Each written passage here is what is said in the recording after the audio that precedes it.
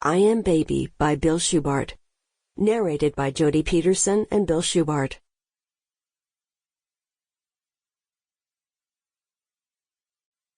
Forward.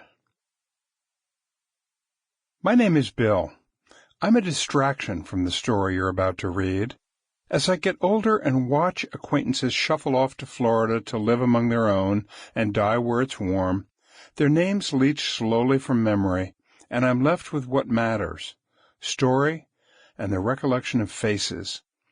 I see Baby's rough-hewn but ebullient face and Virginia's pinched smile today as clearly as if we were together in the studio 35 years ago. I'm a bit player in Baby's story, an extra. I came to know her through another of the extraordinary female singers who recorded for our small folk label, Philo Records, Priscilla Herdman. She and her friend, Dr. John Diamond, both shared our interest in folklore and roots music. They made a field recording that piqued my curiosity. So with their help, I sought out and met Baby and Virginia as they sang together on the sidewalk in front of Bloomingdale's on bustling Lexington Avenue in New York City. I, too, was captivated by their unique harmonies and the rarity and depth of their repertoire. In 1976, Philo recorded an album of Baby and Virginia. It was Philo 1019. And several of us became immersed in the narrative of their extraordinarily courageous lives. Priscilla and John's cassette transcriptions, additional studio tapes of discussions, and my recollections of subsequent personal conversations formed the basis of this story. I took considerable license in the writing of this first-person narrative. Some of Baby's own language is verbatim, drawn from Priscilla's transcriptions that appear as liner notes in the album. Though a voluble and forthright woman, Virginia spoke only briefly on tape. Little is known about her other than what we hear from Baby. I extrapolated additional events from personal conversations with both women. A beautiful documentary film entitled A Lady Named Baby, made by Martha Sandlin in 1980, further informs the narrative.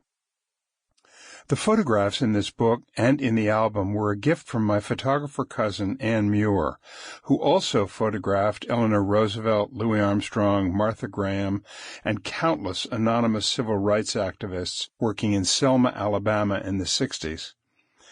This must, however, be understood as a work of fiction, derived from the sparse record of the lives of the Reverend Baby Hoover and her deaconess of music and dear friend, Virginia Brown. Those of us who knew them have never lost our affection and profound respect for their talent, courage, and joie de vivre in the face of adversity. The echo of their singing endures today.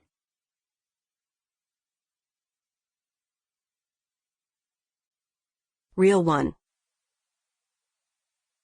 I am Baby. I am a working woman. I live in a room on West 46th. The agency calls it an SRO. That means single room occupancy. But I call it my apartment. It's in the Markwell Hotel.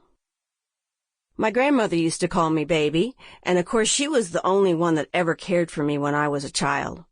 I lost her when I was 7, and I always liked the name Baby, and I just thought, I didn't have anyone to care for me. I just thought, well, maybe people won't be... I know that people don't mean that they care for me when they say baby. It just sounds so nice. What really started it, Virginia and I went to Stouffer's, and lots of times Ginger called me Baby, 'cause we'd been close like sisters.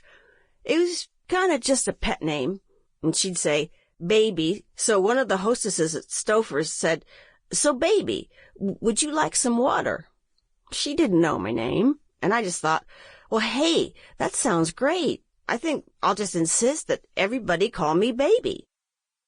So once, Ginger and I spent a night at the lighthouse, and I was spelling it B-A-B-Y, just plain Baby. And the woman said, that looks so undignified. You're not a baby. I said, no, I'm not a baby. I'm a lady named Baby.